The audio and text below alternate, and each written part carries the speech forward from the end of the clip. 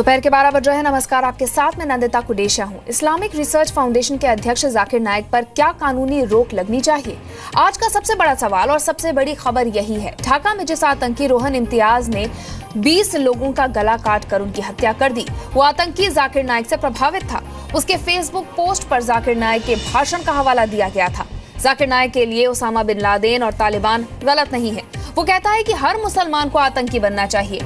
अब जब जाकिर के बयान से आतंकवादी प्रभावित होते हैं और इसके सबूत भी दुनिया के सामने आ गए हैं, ऐसे में सवाल उठता है कि क्या जाकिर पर फौरन कानूनन रोक नहीं लगनी चाहिए?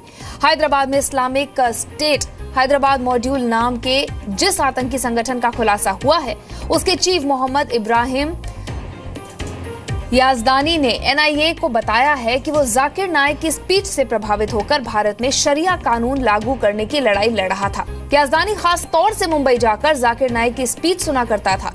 याजदानी ने एनआईए से पूछताछ में ये सारा खुलासा किया है। याजदानी अपने साथियों के साथ मिलकर भारत में कई जगह बम धमाके करने की साजिश कर रहा था। तो इस बात का अंदाजा साफ तौर पे लगाया जा सकता है कि जाकिर नाइक इस्लाम और कुरान के नाम पर किस तरह की विचारधारा फैला रहा है, कैसे आतंकियों को बढ़ावा दे रहा है, कैसे आतंकियों के लिए आइडल बनना चाह रहा है। वो ढाका के आतंकी के खुलासे के बाद इस्लामिक स्टेट हैदराबाद मॉड्यूल के आतंकी ने जाकिर नाइक के नाम को लेकर उसकी पोल खोल दी है। और अब आपको दिखाते हैं और सुनाते हैं जाकिर नाइक का वो बयान जिससे आतंकी बनते हैं, जो आतंकियों को बनाने का काम करता है। और सवाल यही है कि क्या जाकिर के भाषणों पर रोक अब नहीं लगनी चाहिए?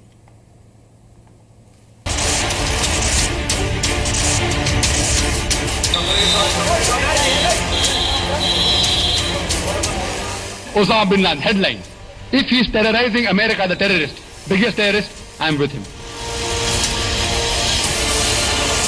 Claim to be Sufis today in this world, they have deviated from the right path.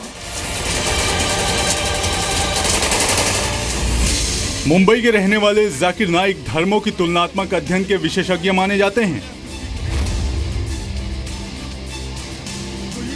लेकिन उनके अक्सर ऐसे बयान आए हैं जिसने उन पर सवाल उठाए हैं।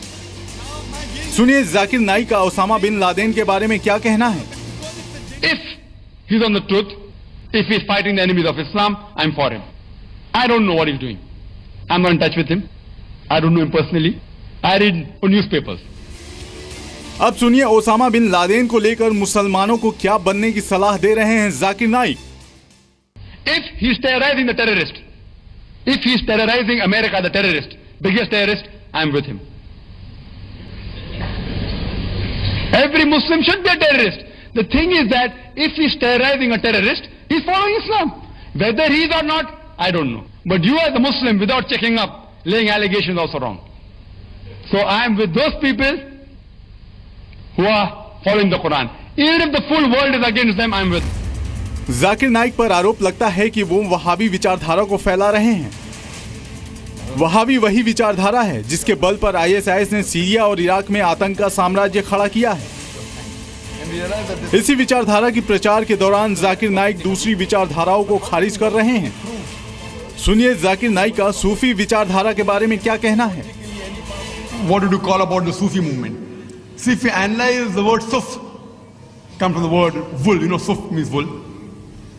There are different types of Sufi movement.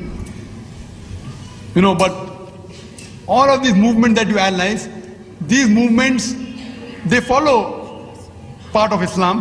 Great people, they may be good, but their followers, if you analyze, they have done wrong practices. But what the people today claim to be Sufis today in this world, they have deviated from the right path. Some less, some more. दरअसल जाकिर नाइक की बातों से मुस्लिम नौजवान प्रभावित होते हैं। ढाका में हुआ आतंकी हमला और इस बात का खुलासा कि आतंकी रोहन इम्तियाज जाकिर नाइक का फैन था। अब इस बारे में इनकार नहीं किया जा सकता है कि जाकिर नाइक की बातें सुरक्षा एजेंसियों के रडार पर आ चुकी हैं। आतंकी गुट आईएसआईएस ने सीरिया और इराक में उन लोगों को मौत के घाट उतारा है जो वहाबी विचारधारा के नहीं थे, और इनमें शिया मुसलमानों की तादाद सबसे ज्यादा है। दरअसल करीब 1400 साल पहले पैगंबर मोहम्मद के नवासे इमाम हुसैन की हत्या जिस शख्स यजीद ने की थी, आईएसआईएस की विचारधारा में उसे बड़ा दर्जा दिया जाता है। और हैरत की बात है कि जाकिर नाइक ने उसी यजीद की तारीफ ऐसे की जिस तरह कोई मुसलमान पैगंबर मोहम्मद की तारीफ करता है। don't look at what the followers did. Look, if you want to look at the followers, the best example is Prophet Muhammad, peace be upon him.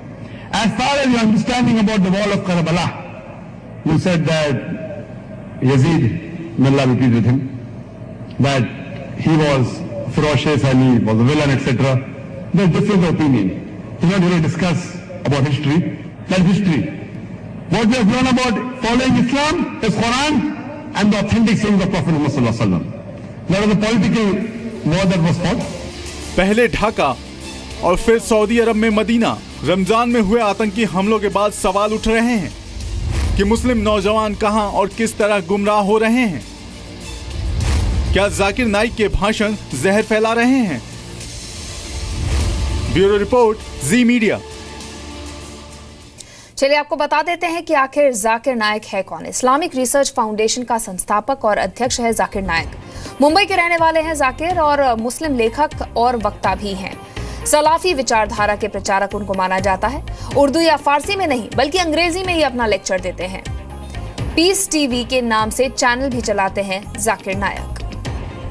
और इस्लामिक फाउंडेशन और रिसर्च ने विवाद पर सफाई देते हुए कहा है कि जाकिर नाइक की बातों का गलत मतलब निकाला गया है। फ्रेज का आपने इस्तेमाल किया कि डॉक्टर जाकिर ने कहा है कि हर मुसलमान को टेररिस्ट होना चाहिए, ये आउट ऑफ कॉन्टेक्स्ट है। डॉक्टर जाकिर ने अपने लेक्चर में कहा है और ये कहा है कि टेररिस्ट वो होता है जो दूसरे को डरा दे। इसी तरह एक मुस्लिम को भी टेररिस्ट होना चाहिए जो गलत काम करते हैं लोगों को वो उनसे डर जाए, मुसलमानों से। ये कहा गया। उसको उस कॉन्टेक्स्ट में नहीं लेकर किसी ने शरारत करने की खातिर, डॉक्टर जाकिर नाइक के इमेज को ख़राब करने की खातिर सिर्फ उतने टुकड़े को निकाल लिया तकरीर में से और कहा कि हर मुसलमान को टेररिस्ट होना, जबकि ऐसा नहीं कहा गया। तो इस्लामिक रिसर्च फाउंडेशन ने सफाई दी है कि उनके बयान का गलत मतलब निकाला गया है। लेकिन आपको दिखाते हैं कि दुनिया में अलग अलग जगहों से पकड़े गए कौन कौन से आतंकी हैं जिन्होंने कबूल किया है कि वो जाकिर नाइक का भाषण सुनते थे। सबसे पहला नाम इब्राहिम याजदान का आता है, जिसे हाल ही में एनआईए ने हैदराबाद से गिरफ्तार किया है। सूत्रों के मुताबिक इब्राहिम आईएसआईएस हैदराबाद मॉड्यूल का चीफ था। इब्राहिम याजदान ने जाकिर नाइक के कैंप में जाकर काम भी किया था और अक्सर जाकिर नाइक के भाषण सुनता था इब्राहिम याजदान। दूसरा नाम है रोहन इम्तियाज का, जो कि ढाका हमले में शामिल था।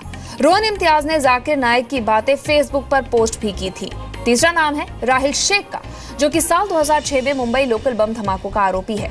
राहिल शेख भी जाकिर नाइक के भाषणों को देखता था। इसी तरह न्यूयॉर्क सबवे धमाके का आरोपी नजीबुल्ला जाजी के बारे में भी बताया गया है कि वो भी टीवी पर जाकिर नाइक के भाषणों को देखता था। इसी तरह काफिल अहमद, जिसे कि ग्लासगो एयरपोर्ट उड़ाने का साजिश के आरोपी बताया गया था, काफिल ग्लासगो एयरपोर्ट उड़ाने की कोशिश में घायल हो गया था। बेंगलुरु का रहने वाला था काफिल अहमद और जाकिर नाइक से काफी प्रभावित था। और आइए यहाँ पे आपको एक बार फिर से सुनाते हैं कि कैसे इस्लाम धर्म का प्रचार करने वाला Zakir Naik Osama bin Laden को आतंकी नहीं मानता है और हर मुसलमान को आतंकी बनने की सलाह देता है। If he's on the truth, if he's fighting the enemies of Islam, I'm for him. I don't know what he's doing. I'm not in touch with him. I don't know him personally. I read newspapers. If he's terrorizing the terrorist, if he's terrorizing America, the terrorist, biggest terrorist, I'm with him. Every Muslim should be a terrorist.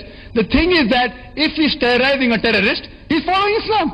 Whether he is or not, I don't know. But you as a Muslim, without checking up, laying allegations also wrong.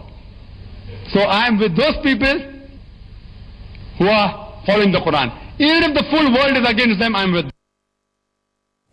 और रक्षा विशेषज्ञ पीके सहगल का कहना है कि जाकिर नाइक पर कई देशों में बैन लगाया गया है और अब भारत में भी पाबंदी लगाने की जरूरत है। इस इंसान को दुनिया के कई देशों ने, अमेरिका ने, कनाडा ने, यूके ने और सुना है कि मलेशिया वगैरह ने भी बैन किया हुआ है।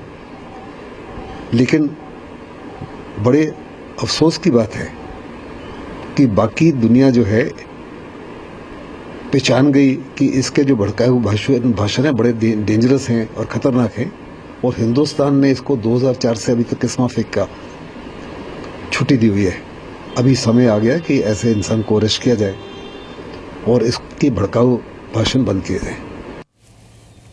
तो जाकिर नाइक के तमाम भाषण सामने आ रहे हैं। तमाम आतंकियों ने कबूला है कि वो जाकिर नाइक के भाषणों से प्रभावित हैं। अब सवाल ये उठता है कि आखिर कब कोई कार्रवाई इन पर होती है, क्यों नहीं इनके भाषण के ऊपर रोक लगा दी जाती है। ये सबसे अहम सवाल है। जैसा कि रक्षा विशेषज्ञ भी कह रहे हैं कि कई देशों में पाबंदी है तो फिर भारत में क्यों ना हो।